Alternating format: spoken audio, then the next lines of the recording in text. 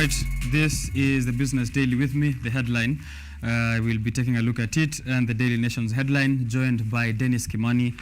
He's a regular on this show. We're always happy to have him and get his insights on the developments of the nation from yesternight's bulletin to this morning. This is the headlines, and this is what is informing business for the next few days. Let's begin with the Daily Nation, because it's also what they know has, and then the Business Daily closes that round of business on Biashara here. Favor of a system that targets to cushion the poor in light of higher course-specific fees which are coming into force. This is as 23,000 eligible students snubbed varsity application, which means institutions are below declared capacity. And they're giving here the percentages of this new funding model, a figure or a graphic that is painted there on the front of the Daily Nation. We'll be analyzing it bit by bit and also comparing it with the previous education funding model and the no sentiments that Kibaki did it better. Kibaki better, sindio? Umesema hivyo. Before we get into that, also on top of the Daily Nation, negotiators named as Ruto Raila team deepens feud. Azimio has named Wiper boss Kalonzo Musyoka to be the leader of the opposition's 5-member delegation to the talks with the ruling coalition. Jack's inclusion of runaway cost of living and the audit of last year's presidential elections as part of the agenda begs the question, if the high cost of living isn't there on the agenda and the audit of last year's presidential elections, what is this meeting? Is it a meeting of friends who are just going to hang out, or is it really a bipartisan talks? Who's fooling who? That's the question the Daily Nation is asking. Are we being fooled, or are these two teams fooling each other? This is the second round of bipartisan talks, Deno. If you remember, yes. I think we did have this discussion here during the first round. Sure. I'll be getting to hear from you there. The Business Daily. CBK cuts off brokers on new mobile bond trading platform. Just what I've been talking about since the show began, the DAO CSD. They have cut off brokers who are usually the ones between you and that CSD platform where you get to trade government securities. But now you can do it directly to the government. And remember last year, the government also through the Central Bank of Kenya was pursuing a digital currency which will allow you to bank directly with the central bank instead of going through these other banks whose lending rates are up and interest rates as well. So this is a product which is ending a physical visit to all CBK offices, and the government is eyeing billions from retail and diaspora investors. We'll get into that in a short while. But let me welcome Deno here to the show. How are you? Thank you very much. Yeah. Richard, I'm always pleasure to be here. Mm-hmm. Actually, it's always a green morning, and Biashara Tuesday whenever I'm here. You're very focused on that green agenda. Yes, actually, I use the word green to say that it is okay. Okay, I have snubbed it to be okay to me, because even a plant when it is okay. Everyone, people when are nurturing, that is being green, because anything green is growing. But they also say green with envy, no? Yeah. So there's a maybe it's a bad green, yeah. Kuna zile greens fulani zinakuwa illegal. But let's get to the Daily Nation. Fees shock for varsity students. This new funding model, they know, is giving 100% scholarship to vulnerable students and also giving them an upkeep. But you don't seem to be so happy about it. Thank you much, Richard. For this, I'm trying to compare it with the previous one that we are using, where people were getting direct tickets and scholarship from the government, from the secondary school to the university. With this, we cannot forget the works of the retired president, the late Moi Kibaki, and what he did. Actually, we are told that a lot of education reforms were done during the Moi Kibaki era, because in the 90s, in the Moi government, books are written that a lot of people were not getting enrolled into primary school, into high school, and even the lowest numbers were in the university. Reasons may be around that we had few university, but we saw with the data we see is that when Moi Kibaki took government, the university grew from 6 to 22 universities in Kenya, and 17 were built in a year. You see, so although we are trying to include everyone to go to school, we cannot forget development of the universities as the basis for job seeking and career development. Right. And they're saying here, students who miss out on the government funding or who do not receive enough funding will have to dig deeper into their pockets to finance their education. Just to take a look at the numbers of the 2022 KCSE results, for those who qualify for placements, CS Machogu here is quoted saying that over 45,000 university students and 42,000 TVET students fall under that category. This is a very it's a very low number compared to the hundreds of thousands of students who are eligible for university. What does it spell doom in terms of education and career prospects for these students who will be missing out on funding? I think they are using something we are calling means testing instrument. This is the instrument or the platform that is telling you this is vulnerable child, this is a poor child, this is a medium person who can pay for their fees. But because they can be able to finance their education, so they don't need any scholarship from the government, but they need loans from the government. And the household, as you can see from here, the needy and the less needy get the same percentage of the household. Right. That is when they want to stay in the school compound. When you go to the extremely needy students and the vulnerable, we are seeing now the scholarship is going high and the loans are going less because these are poor people. So it means that they don't have any money to borrow, or they don't have even security. So what they need is the means testing instrument by CS Machogu dictates. Right. The placement and funding model is a joint effort by KUSPS, HELB, and the universities fund. So they are saying this will be enhancing equity in higher education funding as opposed to that previous system, which was based on equality. And I did benefit from that. I don't know if you did. Yes, I did. I did not back then. It means like right now, I probably might not qualify. I'll probably qualify for more loans and less of the scholarship. But it is also course specific, and I think this is something that I personally like. I don't know if you are of the same sentiment. They have given figures here. For example, a degree in medicine will cost you 612,000 at Kenyatta University, 461,000 at Kisii University. It will cost you 600,000 come family, and you're choosing to pursue a course of a higher regard, such as medicine and engineering, pharmacy, which are also among the most expensive. You're also getting a better scholarship if you're going to pursue that and you're coming from a disadvantaged background. I don't know if you share the same sentiment, or maybe here they did score. I think there was a disparity there a little bit because at this time of the time in Kenya, we were not as anticipating for fees to go up. We anticipated it to go down because if I think like a common mwananchi, what do you do if you want more people to go to school? You reduce the fees. You see? Yes. So increasing the fees was something that will affect a lot of people. We have been in school, we have been in Kenyatta University, we have seen a lot of people dropping out because even of 30 shillings. You see? That's why we have even been fighting for abolishment of the deadline for school fees.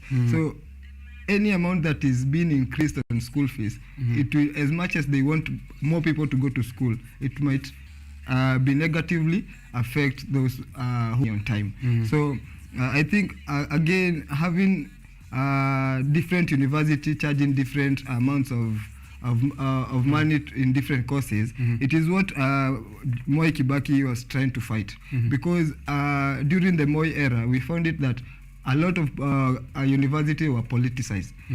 The chancellors were political goodwill people. But when Kibaki came, he tried to do something that he was calling commercialization of the universities. He was trying to bring more of corporate chancellors to be the heads of the university than the political people. And that's why I'm saying that when we increase this money and it is going to the university, that's why we saw of the Dedan Kimathi fraud, the whistleblower. A lot of money is, we are losing a lot of money because in the same university we have those people we call self-sponsored. These people are bringing other monies. You see, the amount you are saying, it is not the same with a self-sponsored student. That's true. You see, Okay. Self-sponsored students pay more. So this money is going to the university, but we are still seeing disparities in university education, and also you can see a lot of branches are being closed down because of lack of fees. All right. So I think those are things that should be included. Should be addressed. Yes. Rather than just purely giving this new funding model, they should also look at cohesively at all of those things. Also to add, it is the insolvents debt. A lot of university are in debt.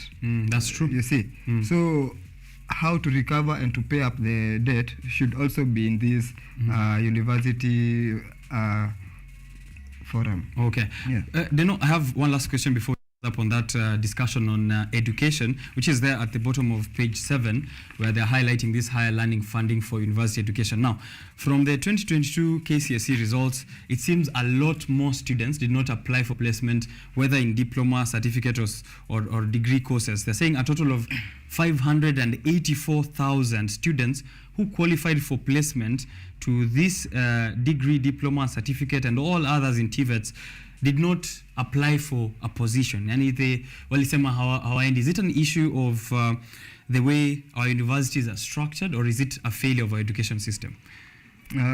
It's not a good thing to see people do not want to go to university, because that is the job category education level. From there you become a job seeker. So a lot of people should understand, and the awareness on importance of education should go down to the common mwananchi, because we have seen there's things like early marriages, we have seen early pregnancies, we have seen what do we call it, those for women in the FGMs. We have seen a lot of those. It might be the cause of this, or else it might be lack of fees, because that is the only thing that can make someone not go to school. Unemployment, maybe there's no prospects for anything if I come out of college, so why bother? Yeah, sure. A lot of people are saying you don't go to school to get money. Okay. That's why a lot of people are saying ule alikuwa billionaire, ali drop out, he's the CEO, he's the Bill Gates.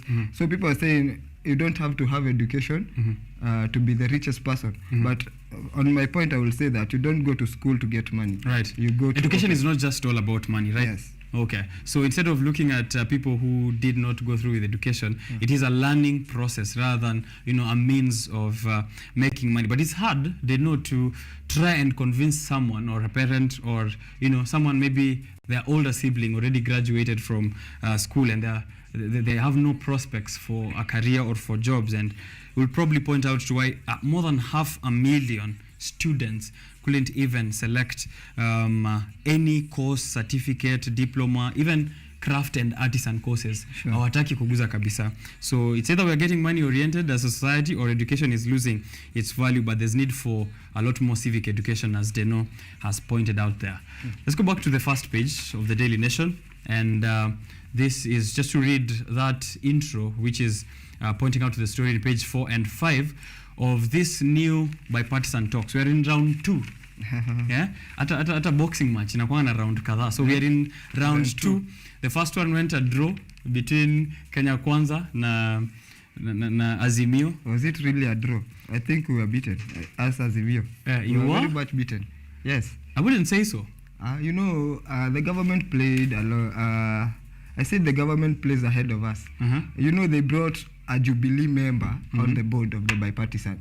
So the principal was like, this is our member, why are you bringing him on board? On your side. On your side, you see. Okay. I think we lost in the first round. Okay, yeah. All right, and that's why maybe Raila Amolo Odinga decided, let's go to the streets, and maybe we could win this war on that front. But that hasn't also been successful. The past 3 weeks, I've seen anti-government protests, which have been violent, mostly pointing out towards that police brutality and a little bit of destruction of property from the protesters themselves. Now, there's already been a first round of talks. Let me just start from there before we get internally. From the external angle of viewing this, we've seen the Nigerian ex-president, Obasanjo, already led the first series of talks between the Kenya Kwanza side and Azimio. We saw an unsuccessful attempt by Samia Suluhu, who is the president of the Republic of Tanzania. And now it is time for a 10-man team, 5 from each side, to have this conversation. But they're saying the high cost of living and the auditing of the servers is not going to be on this conversation. Who is fooling who, Deno? Thank you again, Richard. For the state of the nation is that the truth of the matter is that there is no balanced democracy without the opposition. That is the thing. And the problem with we are facing now is that runners up the office of the opposition. So he must fight for himself. And I can urge him to keep fighting for it, because I am for a balanced society where there is the ruling party and the opposition. Even our constitution 2010 envisaged that there should be an office of the opposition party, and this is not an office that he is begging. He shouldn't be begging to be given an office that he came number 2 with. Number 2 too, and he's supposed to be given it by the constitution. But again, our constitution, as I said, there's a little bit of gaps, because now the president is the one to ascend the power to the opposition leader. So it is up to the president to give him the office. Okay. Yeah. I'm going to first agree with you, and then disagree with you and hear what you have to say there. Of course, there is need for an opposition in any democracy, because once, if you notice, any republic in the world, you can check this out for free on Google, anyone that doesn't have an opposition party or doesn't have an opposition to the government slowly slides into dictatorship, and we don't want that to happen. Of course, very commendable job by the Azimio La Umoja side, but the role of the opposition is to point out and say, wewe Mr. Government, sio vizuri ile unafanya hapa na hapa, right? Is that a conversation that is going to happen, or is it going to be we are here on the table, nyinyi mnakula nyama pale, hebu tugawie yetu kiasi? On the side of my thinking is that these people in the Azimio coalition are really they are visionary on that seat, because they don't have jobs now, but the office of the opposition comes with some mandates and some privileges. So I think they are down to earth to get it to their side. But again, on the talks, on the what is on the top of the table, the discussion, I feel like what is ailing the common Kenyan is not on the table, because we all know that the food prices would drop if Raila is handshaken by the president. We saw it with Uhuru Kenyatta. There was no drop of food prices. Actually, they escalated. But we have to be true with Kenyans. Tell them the truth. The cost of living won't go down. It can't happen overnight. It can't happen overnight. Okay. But on the table, we should be talking of more things that can help Kenyans. On my point, I have one, devolution. Another thing, education. And the other thing is public participation. I think these are the real issues that are affecting Kenyans. With the finance bill, it was poor public participation. You see? So why are we entangling ourselves with things that don't matter? With reducing cost of living, it is public participation, because we have time to take our views, we have time to participate in all these forums. But in Kenya, we see that it is a trickle down. When already they have done their issues, this public participation commission should be set, and it should be on the agenda of the Azimio party. Another very important thing that I'm leaving out is climate justice. You see, it's something that is close to your heart, so you have to point it out, definitely. Yes. You see, I think cost of living, like, you can agree with me, lack of maize, rivers dried up, it is not the works of Uhuru Kenyatta. It was not the works of Ruto. It is not the works of Raila Odinga. It is multilateral. It is coming from outside, we are getting floods. It's coming from inside of what we are doing. So climate change should be on the table, because we are even having a lot of semi-arid areas. These are the patent issues that Kenyans want to hear.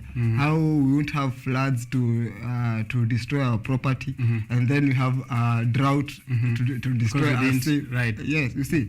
So on the table, let them bring out the common, the mwananchi issue. Well, you're still on climate justice. There's this, in February 2022, the government banned the logging of baobab trees, and then later on lifted this, and now they've been cut, the transportation business people who are in the logging business, and this is coming in the backdrop of President Ruto lifting that ban on logging, saying there are trees zinaozea huko ndani na tunaweza zitumia here and there for commercial purposes and other activities. Do you think this kind of talk, many are pointing out, of course, that, it's double speak. When he's on international platform, President William Ruto is constantly bragging of Kenya's position as, a country that is focused on climate action. Yes. But locally, we don't feel like that is the case. As someone who's been interacting with these matters of climate activism, what do you see is the direction the president is taking in regards with this matter? Thank you, Richard. For as far as I know, I have really tried to get the regularization of cutting of trees. What I found out is that it is not all trees that have been allowed to be cut. There are trees that are supposed to for the forest ecosystem, and they are just trees for wood. Pine, there's cypress. I think the baobab is there. So this is not something to be talked, because those are wood trees. What we are supposed to be fighting about is the forest ecosystem trees, those that protect the forest. All right. So I think that one is outside the forest ecosystem. Okay. So, yeah. All right, definitely. And then you can get to see if that will be in the talks that Azimio does, and they've chosen their Kalonzo to head that team. Let's maybe talk a bit of party politics. Yeah, we can't avoid it. What does it tell you when Raila Odinga, which of course is the one who's making decisions, or is he positioning Kalonzo Musyoka for something else in the future? Richard, it's good you have brought out the party politics. I think in Kenya we are losing on the party politics, because in the 90s, when I was a historian in high school, I was reading about leaving your seat vacant when you have gone to the other side. We are seeing Azimio people joining the Kenya Kwanza, another Kenya Kwanza joining the Azimio, and still enjoying their seats. Last time we were here, that's unconstitutional, by the way, right? Yes, you see. So we have really weakened the political parties. In America, you can see, before even we are left with who is the president now? Joe Biden and the other, already at the political parties, they have filtered them. When they are going to the, what do we call it, when you are party primaries. Yeah, party primaries. Democrats have had a lot of presidents, almost 7, but they filtered one and left with one. That's true. Democrats, the same. So Kenyans, we are losing on that, because we have really weakened our. And I can give you an example of the Jubilee Party. Jubilee Party was the ruling party in the previous administration, government. yes. But now it is almost divided into two, because today the political parties tribunal will say Kioni is the Secretary General. The other time, Kanini Kega is the Secretary General. Yet we have a constitution. These parties have a constitution. So what I think is that Kenyans need to empower political parties. Yes, okay. and the politics should be played in the parties. But I think also the problem mostly, I'm just going to chime in here with my opinion, we really don't have political parties in this republic. They're more of ethnic cocoons. Because if you take a look at even the major principles in leadership, doesn't have to be in government, President William Ruto, Raila Odinga, Kalonzo Musyoka, these are people who've been in almost every political party that has existed in the republic, from KANU, moving from KANU to ODM, moving from ODM to Jubilee, and back and forth, TNA and all of that. Is there a way to move away from this kind of ethnic setups for political parties and empower them, as you say, to ensure that we are getting candidates at the very top who have been filtered, as with that example you've given from the United States? I think it's very hard for now, because we are still in that our people, this is our person. That's why actually we are putting the wrong people in parliament, because we want to stand with this is our person. Huyu ni wa kwetu. Huyu tunaongea lugha moja. It shouldn't be like that. Okay. Parties should be for the whole country. There should not be like UDA is a very good example. At least UDA has tried it, because it's a national outfit. Yeah, it's a national outfit. First time UDA has been given a shout out by the on this show, but umehepa hiyo mambo ya Kalonzo. Hujasema kitu. Hii mambo ya Kalonzo is okay, because Azimio is a coalition of parties. Many parties, right? Yeah, many parties. And when you are trying to we have to have division and specialization of labor. When Baba is sick, he has to have a principal assistant. You see, and he has, whenever they're in talks, they always choose some person who can help in the talks. And you see, Kalonzo Musyoka is still a senior counsel and knows a lot of the laws. And this thing is going to parliament, so it needs people who are very conversant with matters of the law. They're saying also protests will continue, according to Peter Munya on Sunday. Anti-government protests will continue parallel to these talks until or when, if and when the government heeds to all those issues tabled by Azimio. Now, let's take a short break with a game. We're not going off air, just playing a small game here. And then we'll come back and highlight a very beautiful story of a student in the coastal region who's among 50 candidates who've been shortlisted for 14 million Kenyan shillings global prize, and they are trying to solve healthcare issues in the coastal region. So education is not doomed yet. There's good news here that we'll be highlighting. But if you're at home, this is the time for us to play a small game, a brain teaser. Between me and Deno, tuta compete, but also if you're home, tupatie majibu zako, score yako itakuwa aje. And I've always been winning. I'm actually the defending champion of these games. Na huwa sijui wameprepare maswali gani. Let's see if you beat me today. Sindio? Yes. Ama hauko ready? Niko ready. Ready? Yeah. Let's do it. Question number 1. We have 10 seconds to answer and then we move to the next one. What does ROI stand for in business? What does ROI stand for in business?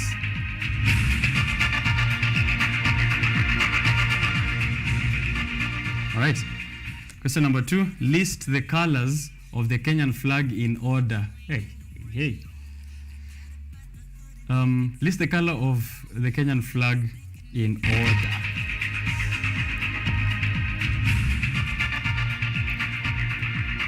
I hope. Oh, my patriotism is being tested today. If 6 plus 7 is 12, it isn't. What is 7 plus 6? 6 plus 7 isn't 12 though. So what is 7 plus 6? You just answer that one, Dino.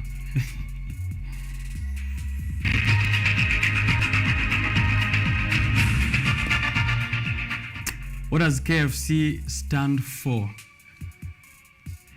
Kuku fried na choma. What does KFC stand for?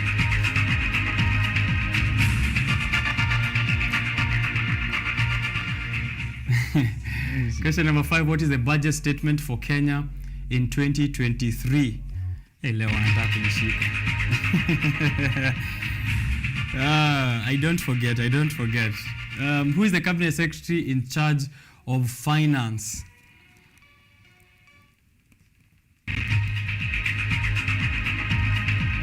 All right. Next question is, who is the current chancellor at Kenyatta University? Leakage is outside KUTV. In the order of the day, date, and year, when did Kenya gain independence? In the order of day, date, and year. Day, as in day of the week. Oh, man.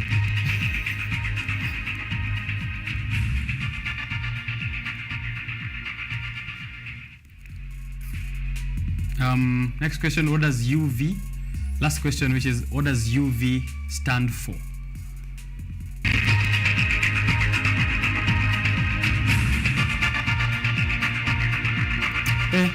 Hopefully nimepata almost kila kitu, but sijui kunakuwa na black kwa flag. I hope. Let's exchange papers here. Time's up, pens down. Hey, wait, my friend. Yeah, we should be ready. Let's mark it. If you're at home, unaweza tuambia. ROI stands for return on investment. All right. Flags in order. Okay, return on investment is there on the screen for the first question. The second question was list the colors of the Kenyan flag in order. Deno's answer is black, white, red, green. Black. Mine is red, white, green, black.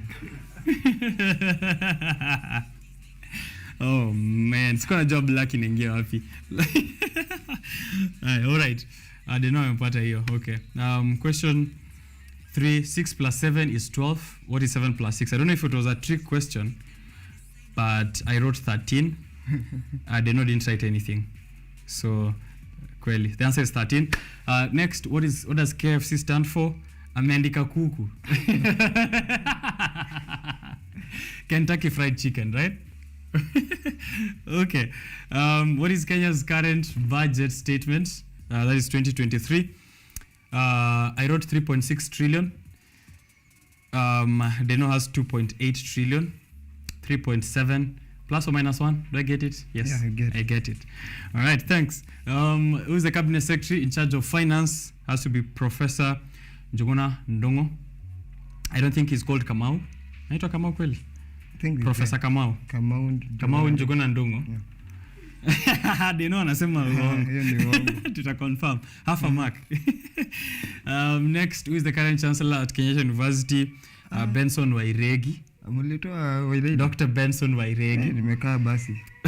Umekawia KU. In the order of day, date and year, when did Kenya gain independence? Ukisikia mtu akisema exam room, inakuwa kumewaka. Kuna independence na republic. Okay. So, umeandika 1st June 1963. Hiyo umeandika Hiyo ni ile nyingine yenye unasema. Yes. So mimi nimeandika 12th December, si ndio? Yes. 1963. Thursday. Ni maki hapo jamaa. Thursday. Ulikuwa na Mwakenya hapa. Hapana. Nikukuwa keen kwa darasa. What does UV stand for? Ultraviolet. So ulikosa kumaliza, acha nikumekia half. Right? So that's it. If you're at home, you can send us what your score is. But here, Chairman IGS, sijui Umepata 9. 9 out of 10. Yes. I am say. Nakwambia. Ulikuwa No, Mwakenya. 9 out of 9. So ni 8 out of 9. Ni kama ulikuwa Mwakenya wewe. Hapana, I'm just niko tu. Nimeacha kusema. All right. Deno has something I can't say. But nimemwandikia hapo see me. See me. All right. Tutapatana jioni. All right. That is very good for you, Deno. Enda improve kidogo pale nyumbani, si ndio? Lazima unajua nilipataga off guard.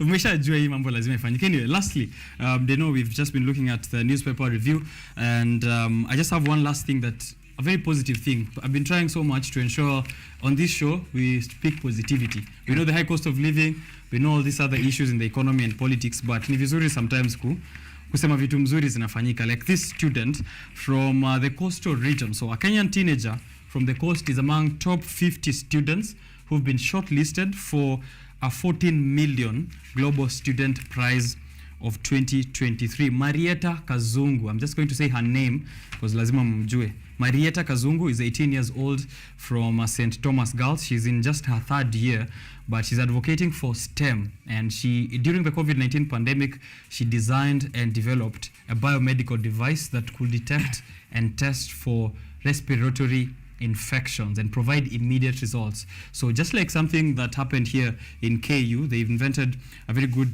device for detecting respiratory infections during COVID-19. We know that was a very big challenge, but this Form 3 student in the coastal region is now in a shortlist to get 14 million Kenyan shillings. Ile tulikuwa tunasema, si ndio? Yeah. Si tunaenda shule upate masomo tu. There's a way to use your education and learning for impact in society. Anything to say there, Badeno? Just congratulations, and we are really praying for her to get the award. Safaricom has also come up with a good thing for startups. And in the finance bill, I was so much, I thought I could tear that paper up, but I said, nakata tu yangu, nitararua tu yangu na bado itabaki. Because they were financing startup. A startup is something that should be incubated. It's an incubator. So there's no need of taxing youth-led startups. Like, imagine this girl is just 18. Right. 18 years. 18 years old, yeah. Just so 18 years old. She even doesn't have an ID because I see here she's in high school. In high school. Imagine her money will be taxed. Right. Wewe ushaona tax. Nishaona hiyo tax hapo. Right. Because itapitia tu kwa serikali na lazima hana ID lakini tax lazima lazima in any way or the other. Yes. Okay. So I think for the startups, the government should rethink on that. You shouldn't tax startups and empower people who are willing to come up with finances and grants for startups like Safaricom is doing. You really should be on this bipartisan talks between Azimio and Kenya Kwanza, because that's a very good suggestion in trying to bring around the high cost of living, ensuring that there are duty-free imports, but also there are direct subsidies provided to such innovations like by the young people. Time is not on our side, so we're just going to end it there. Can we talk about get your final remark on anything that we might have missed out? Cabinet secretaries actions baffle Kenyans, anger MPs. Why are individual CSs doing the constitutional mandate of the president? Like we see CS Health Susan Nakumicha was trying to direct and issue transfer of officers from the interior office to be transferred just because of some issues. Okay, it might be a cholera outbreak, it might be anything, but let the constitution and the duties of the constitution and the mandates be followed. I have to agree and say there's a general confusion of mandates within very many offices in this Kenya Kwanza government, from CASs to all the others. So maybe probably the president needs to start fixing it from there, because those are things that matter. Let's see about things that matter with the last quote inasemaje. Things which matter most must never be at the mercy of things which matter least. Let's get it again. Things which matter most must never be at the mercy of things which matter least.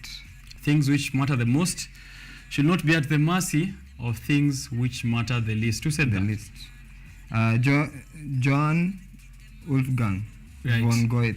Right, John Wolfgang. If you're conversant with contemporary art and culture, you should be knowing who that is. Thank you very much, Deno, for creating time for us this morning and giving us your insights. Of course, generally, we do appreciate and value them, and I'm sure our audience does as well. It's always my pleasure. Okay. And now that Kenya is becoming the least, with the least money in the East Africa, a lot has to be done. Right, a lot needs to be done to get more money into our pockets. But pia unaweza angalia mambo ya Worldcoin, hapo ndio watu wameenda kutafuta pesa. But you can get more of that information later on my social handles at Richard_Kenya. We discuss more of this even off this show. Thank you for keeping time with us from 7 in the morning. Time has really flown by, and I'm coming to the end of this show on KUTV Rise Today. Remember, we do this every Monday and Tuesday. Mondays, beautiful Karen Blessing, who gives you art and culture Monday, and then here on Tuesday morning, we discuss matters of business. On Biashara Tuesday, youth and governance as well, very important for us. Interact with us and continue following the rest of our broadcasting at KUTV Kenya, and on my personal handles once more at Richard_Okenye. Remember, if you didn't learn anything here today,